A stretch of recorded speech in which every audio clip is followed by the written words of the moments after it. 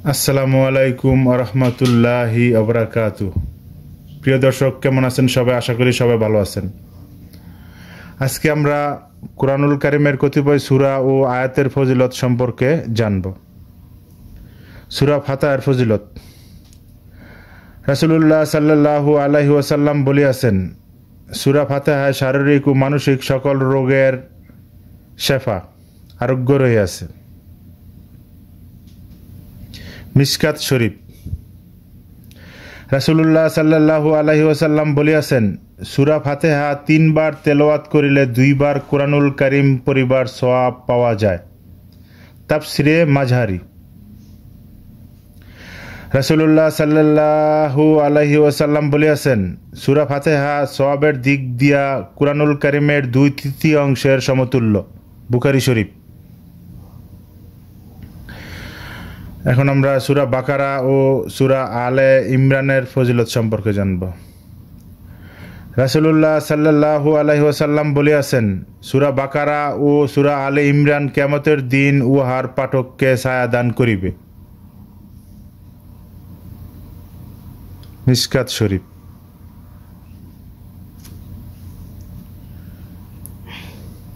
রাসূলুল্লাহ সাল্লাল্লাহু আলাইহি ওয়াসাল্লাম বলিয়াছেন, যে ঘরে সূরা বাকারা তেলাওয়াত করা হয় সেই ঘর হইতে শয়তান পলায়ন করে। হিসনে হাসিন। রাসূলুল্লাহ সাল্লাল্লাহু আলাইহি ওয়াসাল্লাম বলিয়াছেন, সূরা বাকারা ও সূরা আল ইমরান উহার পাঠকের গুনাহ মাফ করাইবার জন্য আল্লাহ তাআলার দরবারে সুপারিশ করিতে থাকিবে। রাসূলুল্লাহ সাল্লাল্লাহু আলাইহি ওয়াসাল্লাম বলিয়াছেন, যে ব্যক্তি রাত্রিবেলায় সূরা বাকারা তেলাওয়াত করিবে পরবর্তী 3 রাত্র পর্যন্ত ওই ঘরে শয়তান প্রবেশ করিবে না, এবং যে ব্যক্তি দিনে তেলাওয়াত করিবে 3 দিন পর্যন্ত শয়তান সেই ঘরে প্রবেশ করিবে না। হিসনে হাসিন। রাসূলুল্লাহ সাল্লাল্লাহু আলাইহি ওয়াসাল্লাম বলিয়াছেন, যে ব্যক্তি জুমার দিনে সূরা আলে ইমরান তেলাওয়াত করিবে ফেরেশতাগণ তাহার জন্য রাত্র পর্যন্ত গুনাহ মাফের দোয়া করিতে থাকিবে। মিশকাত। প্রিয় দর্শক, এখন আমরা আয়াতুল কুরসির ফজিলত সম্পর্কে জানব। রাসূলুল্লাহ সাল্লাল্লাহু আলাইহি ওয়াসাল্লাম বলিয়াছেন, আয়াতুল কুরসি কুরআন পাকের সকল আয়াত সমূহের সর্দার, অর্থাৎ বিশেষ মর্যাদাবান। হিসনে হাসিন। রাসূলুল্লাহ সাল্লাল্লাহু আলাইহি ওয়াসাল্লাম বলিয়াছেন, যে ব্যক্তি প্রত্যেক ফরজ নামাজের পর আয়াতুল কুরসি পড়িবে সেই ব্যক্তি মৃত্যুর সাথে সাথেই বেহেশতে প্রবেশ করিবে। তিরমিজি শরীফ। রাসূলুল্লাহ সাল্লাল্লাহু আলাইহি ওয়াসাল্লাম বলিয়াছেন, যে ব্যক্তি ফরজ নামাজের পর আয়াতুল কুরসি তেলাওয়াত করিবে পরবর্তী ফরজ নামাজ পর্যন্ত সেই ব্যক্তি আল্লাহ তাআলার হিফাজতে থাকিবে। হিসনে হাসিন। প্রিয় দর্শক, এখন আমরা সূরা বাকারার শেষ 2 আয়াত এর ফজিলত সম্পর্কে জানব। রাসূলুল্লাহ সাল্লাল্লাহু আলাইহি ওয়াসাল্লাম বলিয়াছেন, আল্লাহ তাআলা সূরা বাকারাকে এমন 2টি আয়াতে সমাপ্ত করিয়াছে যাহা আমাকে আল্লাহর আরশের নিচের ভাণ্ডার হইতে দান করা হয়েছে।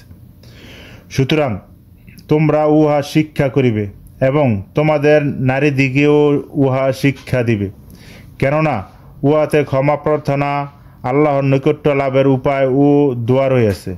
মিশকাত শরীফ। রাসূলুল্লাহ সাল্লাল্লাহু আলাইহি ওয়াসাল্লাম বলিয়াছেন, যে ব্যক্তি উক্ত আয়াত 2টি রাত্রিকালে তেলাওয়াত করিবে তাহার নিরাপত্তা ও শান্তির জন্য উহাই যথেষ্ট হবে। হিসনে হাসিন। সূরা আলে ইমরানের শেষ রুকুর ফজিলত।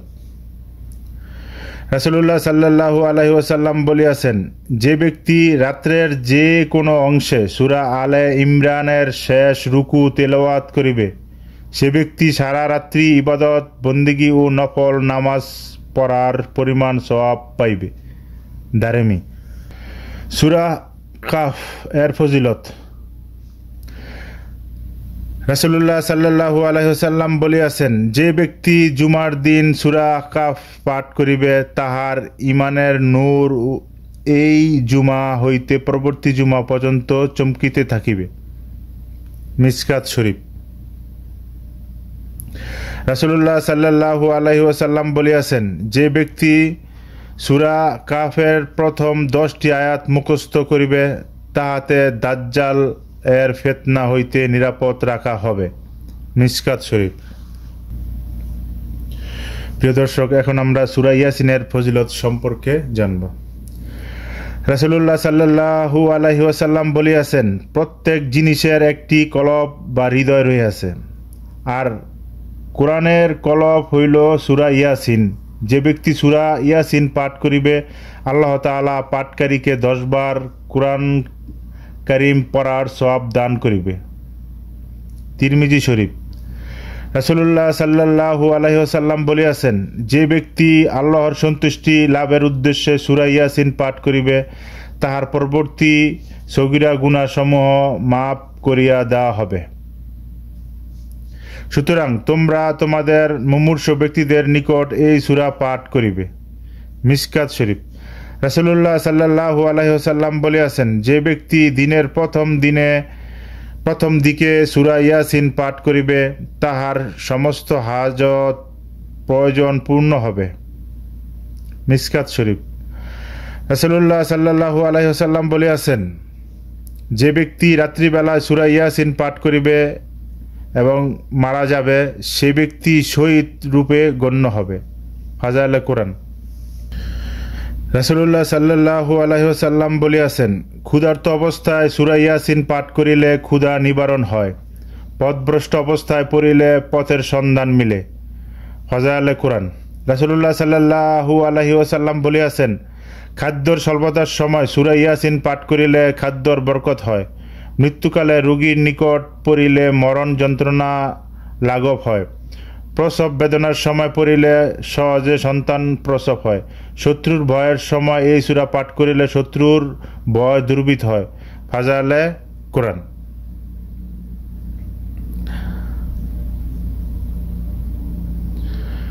সূরা দুখান এর ফজিলত।